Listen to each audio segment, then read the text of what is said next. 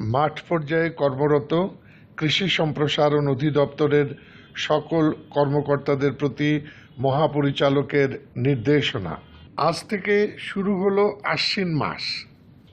আমন ধান ফসলের কুশি গজানো ও দ্রুত অঙ্গজ বৃদ্ধির উপযুক্ত সময়। রোদ, বৃষ্টি এবং তাপমাত্রার তারতম্যের কারণে এ সময়ে ধান ফসলের ক্ষতিকারক পোকামাকড় ও রোগব্যাধির বিস্তার ঘটতে পারে।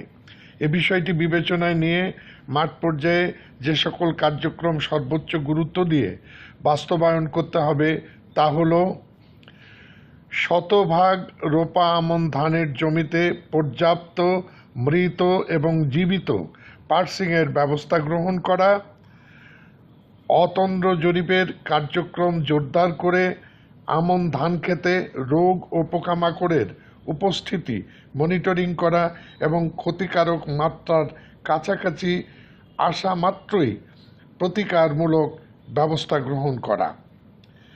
পোকামাকড়ের উপদ্রুত এলাকায় রাত্রিবেলায় পর্যাপ্ত আলোর ফাঁদ ব্যবহার করা। আমন ধানের পাশাপাশি অন্যান্য ফসলের প্রয়োজন মতো পরিচর্যা করা। এ নির্দেশনার যে কোনো ব্যত্যয় ঊর্ধ্বতন কর্তৃপক্ষের নির্দেশ অমান্য এবং কাজে গাফিলতির দৃষ্টান্ত হিসেবে বিবেচিত হবে। সেই সাথে SAAO, AEO, UAO সহ সংশ্লিষ্ট সকলের বিরুদ্ধে কঠোর শাস্তিমূলক ব্যবস্থা গ্রহণ করা হবে। পরিদর্শন ও মূল্যায়নের দায়িত্বপ্রাপ্ত আমাদের ঊর্ধ্বতন কর্মকর্তাগণ যে কোনো মুহূর্তে আকস্মিকভাবে আপনার কর্ম এলাকা পরিদর্শন করবেন। মনে রাখবেন, প্রত্যেক কৃষকের প্রতিটি ক্ষেতের ফসল রোগবালাই ও পোকামাকড়ের উপদ্রব থেকে রক্ষা করা আমাদের অবশ্য পালনীয় দায়িত্ব। পোকামাকড়ের উপদ্রবের পাশাপাশি এ মাসে কোথাও কোথাও খরা পরিস্থিতির উদ্ভব হতে পারে।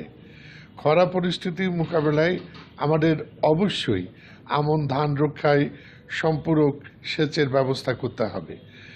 ভূপরিস্থ পানি কিংবা শ্যালো বা ডিপ টিউবওয়েলের মাধ্যমে এই সেচ দেয়া যাবে, তবে সেচ প্রদানের সময় সেচের পানির পরিমিত ব্যবহার নিশ্চিত করতে ফিতা পাইপ ব্যবহার করতে হবে।